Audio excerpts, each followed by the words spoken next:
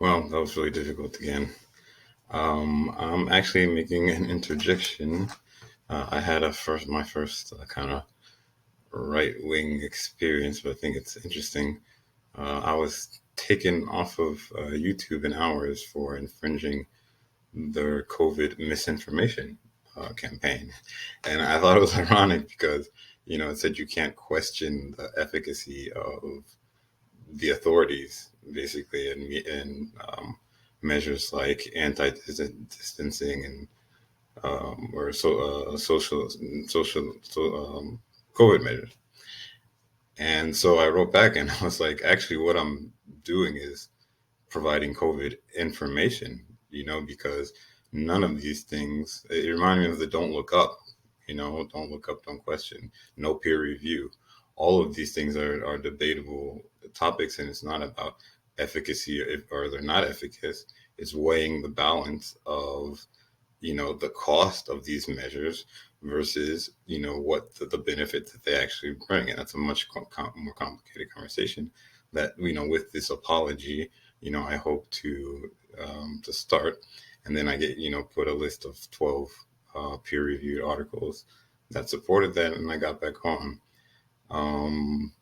And I think it is a discerning experience for a lot of white right wingers to have YouTube tell them they can't question the authorities. Um, But I have to say, and what I'm only criticism I'm going to give you guys is that what you think is free speech is not free speech. Free speech does not exist in the United States. What you actually have in the First Amendment is a protection against government censorship. Anyone else can censor you. YouTube if you can censor you. That's actually their First Amendment right. And any bill like the one, I think it was Adam Crenshaw or Marjorie Taylor Greene, all this talk about, do you have this First Amendment right exists right next to the unicorn in the Constitution.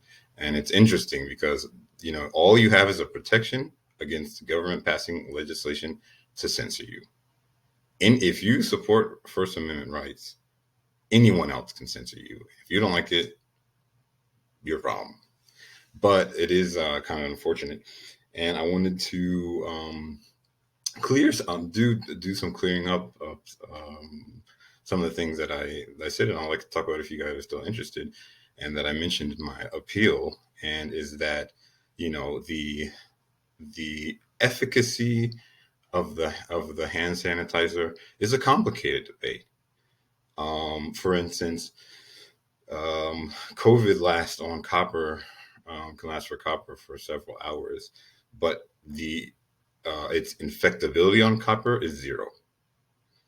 And that's one of those things that are easy for media to manipulate. So it's always a very multi-dimensional concept between the rate of that something remains on the surface, the rate at which it decays and is no longer effective. That's just like the models that are used to predict the attributable deaths to poverty. They're complicated. They're complicated, and there's a lot of debate, and there'll be a lot of nuance to about what those numbers really are. I just think at this point we've gotten so ridiculous that we're way beyond reasonable numbers. The same thing with the virus. One of the biggest questions that we should be asking, is why do we care about mutations?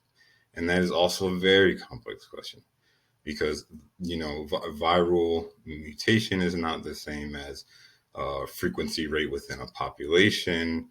It doesn't mean the same, in making but, I will still say in this 2-year pandemic, why, love you, Dr. Fauci, why aren't you answering any real questions?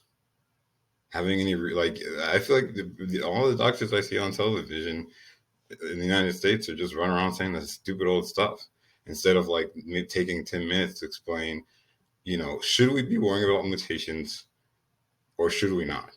Let's get into the science. What was coronavirus like? What are other viruses like? Why was it the one we didn't expect? Explain to people why it was a virus that, not no one thought it was on the radar. And just because that happened now, it doesn't mean that it hasn't fundamentally changed to make it more. And, how the different dimensions at which, there's several dimensions at which viruses mutate, change, substitute genes. They all, mean different things for the ability of a virus to become pathogenic or to become transmissible. Why is it that there's a reason why a lot of viruses that are highly pathogenic or mortal aren't that transmissible? And I feel like we could all be experts on those types of things. When we know so much more about COVID in terms of like isolation, and to me, I don't really know how much I believe that 1,000-bed ship had so many protocols about COVID that they don't have 20-something patients. But the thing was, why was that problem not fixed very quickly? And as we got more knowledge, triage, separations, like we were just sitting on our thumbs, spending trillions of dollars that could have saved a lot more lives and bought a lot more insulin, to be frankly.